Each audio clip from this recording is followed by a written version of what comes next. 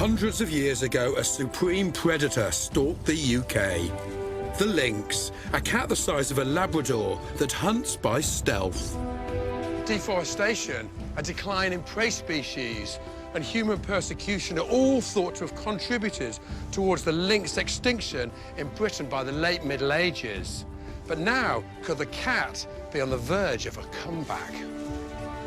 The potential reintroduction of lynx is now being publicly raised in what could be one of the most ambitious rewilding projects ever attempted in the UK. The Highlands of Scotland have been put forward as one of the most appropriate places for a reintroduction. But what might this mean in practice? Peter Cairns is the founder of Scotland The Big Picture, a conservation initiative supporting rewilding. There's a moral obligation in my book. We got rid of these animals and now we sit in judgment over other countries.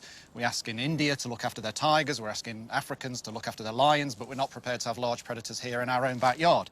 Aren't you just trying to kind of wind back the clock to a halcyon period when great beasts were roaming these forests? No, I don't think so. I think rewilding, as it's often referred to, is very much about looking forward. It's about setting the clock back in motion.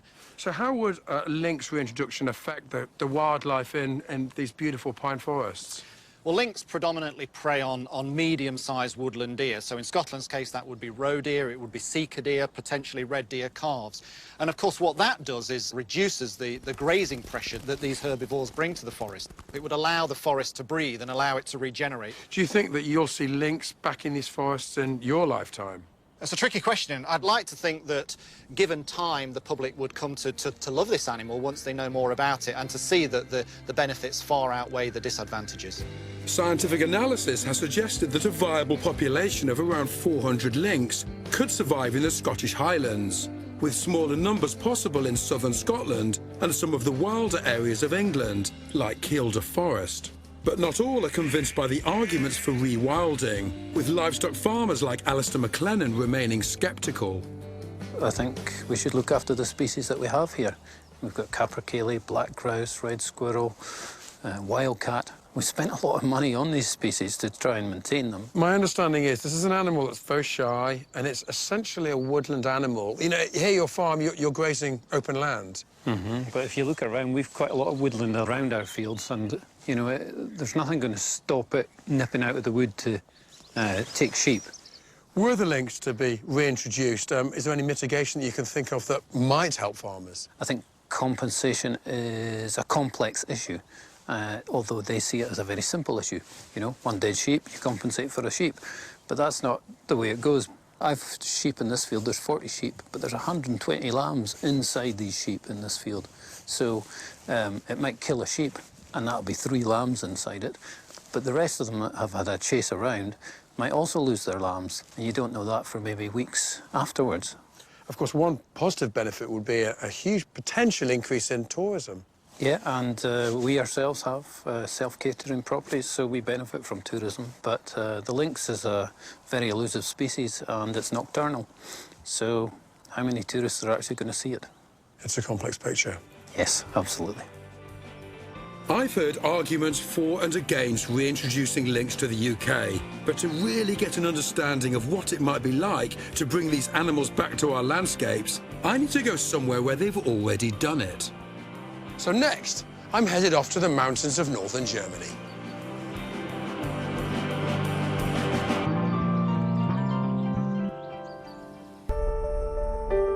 Since the 1970s, lynx have been reintroduced in several European countries, including Switzerland, France, Poland, and here in northern Germany.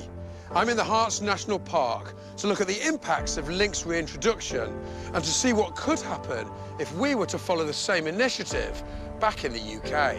Wild lynx are incredibly shy, so realistically, the only way I'm going to see one is in the enclosure of the Harz Lynx Project. I'm under the guidance of project leader Ola Anders. I have to say, it's quite unnerving, because I know there's a big animal in here that's almost certainly looking at me at the moment. Here it is, here it is.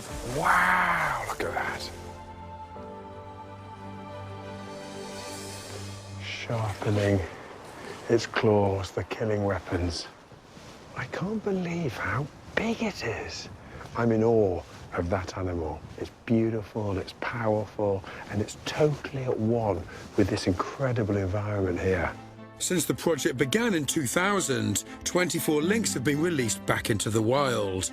Ola is taking me higher into the mountains where they roam free. So how is the project going since you started?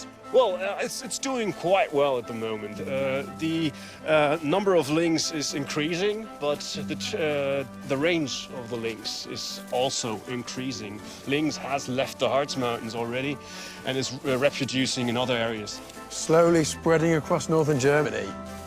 There are now around 50 adult lynx and up to 40 juveniles in the area.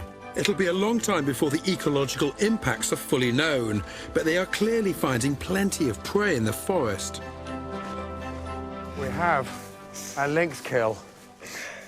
Wow, Ola, look at that. Yeah, that's a red deer calf. This one has been killed by a lynx. What's their main prey here?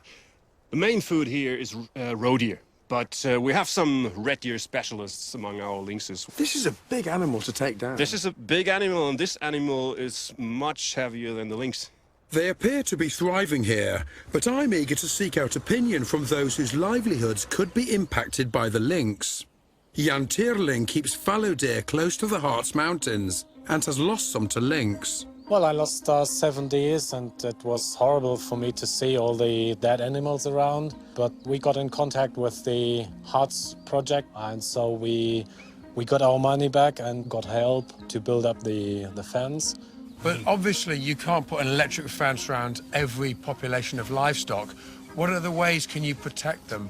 If the lynx gets in conflict with people or with deers or sheep, I think we have to control them. It's great to see the lynx back, but we have to look that we can live with him together, side by side. Gaining public support will be the key to any reintroduction back in the UK. In the Harz Mountains, the image of the lynx is everywhere, and it has become a mascot for the area. The lynx enclosure is a focal point that draws in the tourists. You happy? Yeah. Feeding time is a highlight at the enclosure, and Ola has devised a lynx challenge to help us capture their athletic prowess.